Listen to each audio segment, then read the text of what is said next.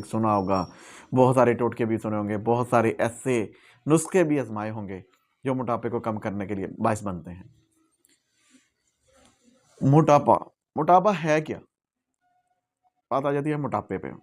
बदन की चर्बी, जिस्म की जो चर्बी होती है वो 10 से 15% ज़्यादा हो तो समझ आती है। अगर इससे ऊपर चली गई है तो वो मोटापे का बायस बन जाती है।